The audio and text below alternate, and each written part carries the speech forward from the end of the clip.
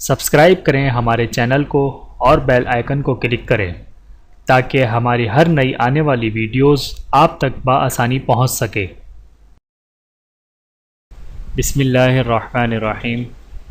مومن کی تربیت کے لیے اللہ تبارک و تعالی نے رمضان المبارک کے روزے فرض کیے ہیں۔ روزہ کس چیز کا نام ہے اور مباشرت سے رک جانے کا۔ اب ان تینوں چیزوں سے رک جانا جو کہ حلال ہیں تو حرام سے بچنا تو اس سے بھی بہت زیادہ ضروری ہے۔ روزے کے ذریعے سے اللہ تعالیٰ اپنے بندے کی آزمائش کرتے ہیں، یہ دیکھنے کے لیے کہ میرا بندہ میرا حکم مانتے ہوئے اپنا کھانا پینا اور شہوت چھوڑ دیتا ہے۔ پورا ایک ماہ اسی آزمائش میں گزرتا ہے۔ سحری کو اٹھنا نفس پہ بہت بھاری ہے۔ ان ناشئۃ اللیل ہی اشد وطئا واقوم قیلا۔ بلا شبہ رات کا اٹھنا نفس کو کچلنے میں بہت سخت اور بات کرنے میں بہت درست ہے۔ سورۃ المزمل۔ یہ وقت بڑی گہری نیند کا ہوتا ہے۔ بے وقت اٹھنا، بے وقت کھانا بہت مشکل لگتا ہے، پھر سارا دن بغیر کھائے پیے گزارنا، جبکہ انسان کی طبیعت کمزور ہے اور ہر وقت کھانے پینے کی محتاج بھی۔ مومن بندے کو ایک بڑے کام کے لیے تیار کرنے کی ایک ٹریننگ، جس طرح ایک فوجی افسر کو تیار کرنے کے لیے اس کو بڑے کٹھن اور مشکل مراحل سے گزر کر اس عہدے کے لیے تیار کیا جاتا ہے، اور تقریباً ہر شعبے میں کام کرنے والے کو کسی نہ کسی تربیتی مراحل سے گزارا جاتا ہے۔ اسی طرح اللہ تعالیٰ نے اپنے بندوں کے لیے ایک مکمل نظام زندگی اسلام کی شکل میں عطا کیا ہے۔ اب اس پر عمل کرنے کے لیے بندوں کو تیار کرنا ہے۔ ویسے تو تمام عبادات میں بندے کی تربیت ہے، لیکن دوسری عبادات کا دورانیہ بہت کم ہے۔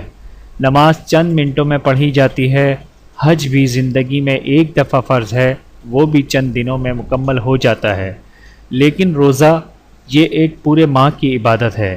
ایک وقت پر اٹھنا، پھر مقررہ وقت تک کھانا، پھر کھانے سے رک جانا، پھر ایک مقررہ وقت پر افطار کرنا، سارا دن ہر بات میں احتیاط کرنا کہ کہیں غیبت نہ ہو جائے، کسی پہ زیادتی نہ ہو جائے، حلق میں پانی نہ چلا جائے، کسی ناجائز چیز پہ نظر نہ پڑ جائے۔ روزہ رکھ کر انسان ہر گناہ سے بچنے کی کوشش کرتا ہے۔ اب اس میں ایک ماہ کی تربیت میں یہ سکھایا جاتا ہے کہ سارا سال بھی اسی طرح گناہوں سے بچنا ہے، جس طرح اب رمضان میں کوشش کی ہے، اور اس طرح بھلائیوں میں سبقت کرتا ہے، جس طرح اب اپنے رب کی اطاعت کی ہے، اسی طرح اللہ کی دوسرے ایام میں بھی اطاعت کرنا ہے۔ روزے ضائع ہونے سے بچائیں۔ اکثر گھروں میں مشاہدہ کیا گیا ہے کہ سحری بند کرنے اور افطار کا آغاز کرنے کے لیے اذان کا انتظار کیا جاتا ہے، حالانکہ ان دونوں کے بند کرنے یا کھولنے کا تعلق اذان کے ساتھ نہیں بلکہ وقت کے ساتھ ہے۔ لہٰذا جب وقت ہو جائے تو چاہے اذان ہو یا نہ ہو افطار کر لینا چاہیے، کیونکہ افطار میں جلدی شریعت کو مطلوب ہے۔ چنانچہ رحمت للعالمین صلی اللہ علیہ وآلہ وسلم کا فرمان عالی شان ہے کہ اللہ تعالیٰ ارشاد فرماتا ہے کہ میرے بندوں میں سے مجھے زیادہ پیارا وہ ہے جو افطار میں جلدی کرے۔ ترمذی۔ اور سید الانبیاء حبیب کبریا صلی اللہ علیہ وآلہ وسلم ارشاد فرماتے ہیں کہ یہ دین ہمیشہ غالب رہے گا جب تک لوگ افطار میں جلدی کرتے رہیں گے، کیونکہ یہود و نصارہ تاخیر کرتے ہیں۔ ابو داؤد۔ اسی طرح سحری بند کرنے میں بھی اذان کا انتظار نہ کریں بلکہ پہلے سے وقت دیکھ کر رکھیں۔ وقت ختم ہونے سے چند منٹ قبل سحری سے فارغ ہو کر اچھی طرح کلی وغیرہ کر لیں۔ ضروری تنبیہ۔ بسا اوقات دیکھا گیا ہے کہ ہمارے مسلمان بھائی فجر کی اذان کے دوران بھی کھاتے پیتے رہتے ہیں۔ شاید انہوں نے یہ خود ساختہ مسئلہ سن رکھا ہوتا ہے کہ جب تک اذان ہو کھانا پینا جائز ہے، بلکہ بعض لوگ تو ایسے بھی ملیں گے جو یہ کہتے نظر آتے ہیں کہ ابھی تو قریبی مسجد کی اذان ہوئی ہے، فلاں مسجد کی اذان باقی ہے، جلدی سے کچھ کھا پی لو۔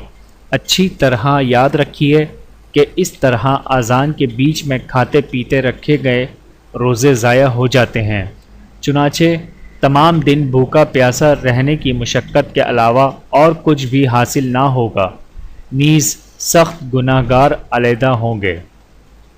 بچوں کے روزہ کشائی کی تقریب۔ بچے اگر اپنی خوشی و مرضی سے کم عمری کے باوجود بھوک پیاس اور تکلیف برداشت کرتے ہوئے محض رضائے الہی کے حصول کی خاطر روزہ رکھتے ہیں تو ایسے بچوں کو ہمت افزائی ہونی چاہیے اور گھر والوں کو خوشی منانی چاہیے۔ رسول کریم صلی اللہ علیہ وآلہ وسلم کے اس ارشاد گرامی کو سامنے رکھ کر ہمیں خوشی ہونی چاہیے۔ آپ صلی اللہ علیہ وآلہ وسلم نے فرمایا، جس کا مفہوم جس شخص کو اپنی نیکیوں پر خوشی و مسرت ہو اور اپنے گناہ پر رنج و غم اور ندامت ہو، وہ مومن ہے۔ روزہ کشائی کی تقریب اگر ریاکاری، شہرت، نام و نمود اور دوسرے غیر شرعی بے قاعدگی سے پاک ہو تو ایسی تقریبات کا انعقاد شرعاً جائز ہے کہ ان سے چھوٹے بچوں کی ہمت افزائی ہوتی ہے۔ دین اور نیکیوں کے بارے میں اس قسم کی تقریبات سے فائدہ ہوتا ہے۔ کاش کہ ہم لوگ قرآن کی تلاوت و حفظ، روزہ رکھنے، یتیموں اور بیواؤں کی مدد کرنے اور دوسرے اہم دینی و معاشرتی امور میں اپنے بچوں کو عملی تربیت دیں اور گاہے بگاہے انعامی تقریبات کا اہتمام کر کے ان کی ہمت افزائی کریں کہ بچپن ہی سے اگر تربیت کا رخ صحیح سمت کی طرف ہو تو لڑکپن اور جوانی میں ہمارے بچے غلط قسم کے لوگوں کا اعلی کار نہ بنیں۔ یہ نوجوان مجاہد اور غریبوں کے غم خوار بنیں گے، دہشت گرد و فسادی نہ بنیں گے انشاءاللہ۔ رمضان میں روزہ اور تراویح۔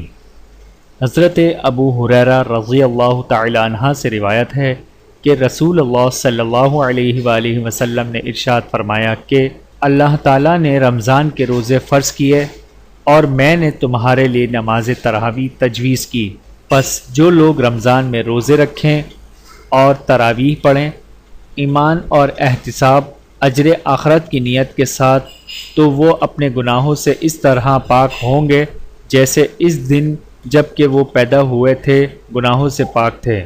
تشریح: حدیث میں قیام کا لفظ آیا ہے جس سے مراد تراویح ہے۔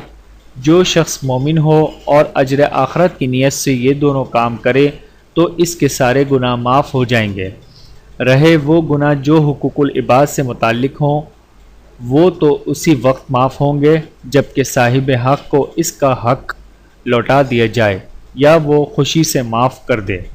ویڈیو دیکھنے کا بہت شکریہ۔ مزید ویڈیوز دیکھنے کے لیے ہمارے چینل کو سبسکرائب کریں۔ اگر ویڈیو پسند آئے تو لائک کریں۔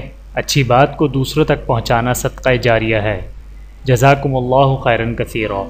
اپنا اور اپنے پیاروں کا بہت زیادہ خیال رکھیے گا اور مجھے دعاؤں میں یاد رکھیے گا۔ Take care. اللہ حافظ۔